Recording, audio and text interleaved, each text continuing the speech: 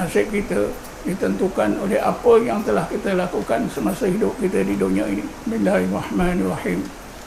Kullu nafsin bima kasabat rahinah. Tiap-tiap diri manusia itu tergadai, terikat dengan apa yang telah dilakukan ketika hidup di dunia. Illa ashabul maimanah, kecuali ashabul maimanah yang disebut Allah golongan sebelah kanan yang dimasukkan oleh Allah dalam surga. Ashabul maimanah ini ialah golongan manusia. Illa ashabul maimanah fi jannatin yatasaalun, mereka berada di dalam surga. Golongan ashabul maimanah ini ketika dalam surga, mereka teringat saudara mara, kenalan jauh atau dekat. Fi jannatin yatasaalun, mereka dalam surga itu tercari-cari, mana pakcik kita, mana adik kita, mana jiran kita, mana ketua kita, mana guru besar kita, kerana tidak ada di dalam surga. Yatasaaluna 'anil mujrimin, terhadap golongan mujrimin.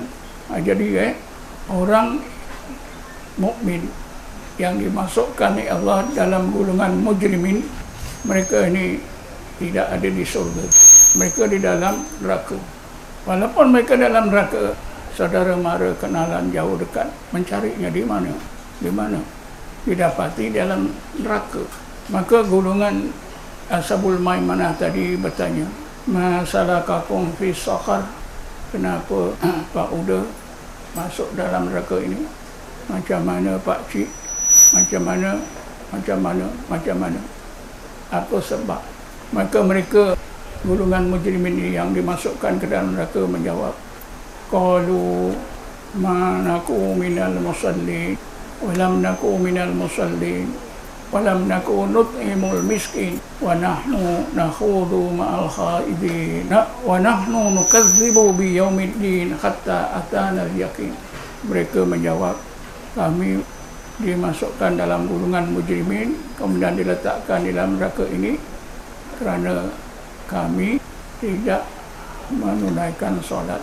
Lam naku minal musallin, kami bukan orang yang solat. Jadi Allah dah beritahu kita sebab masuk neraka. Yang pertama, lam naku minal musallin, tidak menjadi orang yang solat. Yang kedua, lam naku nut'imul miskin, kami tak beri makan orang miskin. Tapi yang tak kaya janganlah kata aku tak kaya, tak perlulah memberi makan orang miskin. Kewajipan kita menolong orang miskin ni, walaupun kita miskin, kita wajib juga menolong orang miskin setakat apa yang kita boleh kepada orang yang lebih memerlukan. Jadi janganlah orang miskin rasa senang, ini orang kaya sekarang ni masuk neraka, tak bantu orang miskin. Bukan.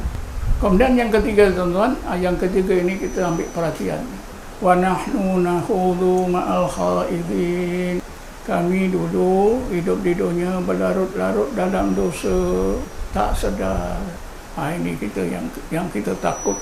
Ustaz-ustaz pun takut, imam-imam pun takut, ya, qadhi-qadhi pun takut, mufti pun takut.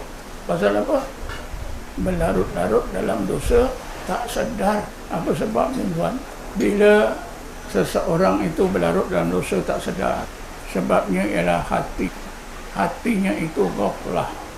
Bila hati ghaflah, lalai, maka akal juga tak boleh diguna.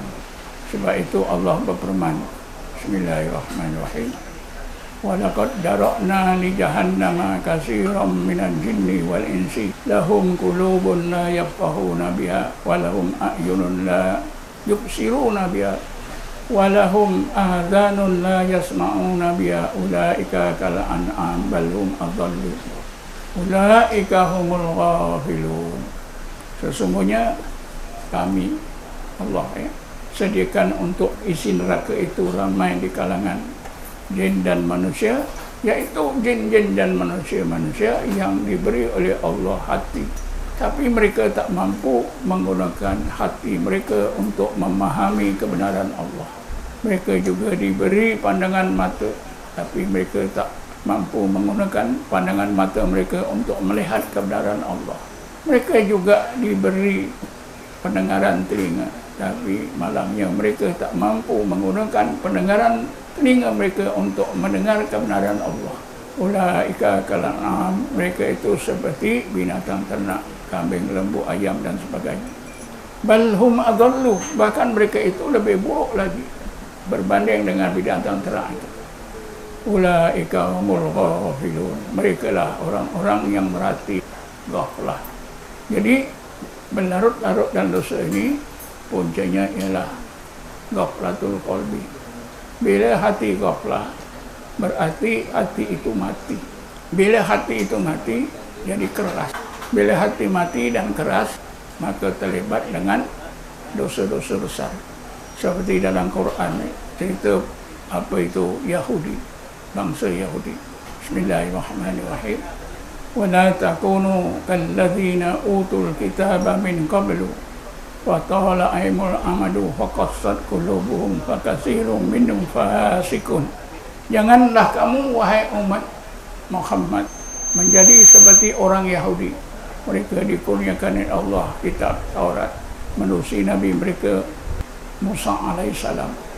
Mereka tidak baca, mereka tidak amal. Berlalu masa yang lama, maka hati mereka jadi keras. Waqassat qulubuhum, hati mereka jadi keras. Hati Yahudi itu jadi keras. Waqassat qulubuhum fakatsirun minhum fasiqun. Karena itulah kebanyakan orang-orang Yahudi itu melakukan dosa-dosa besar. Sampai sekarang masih kita dapat lihat bagaimana kerasnya hati orang Yahudi.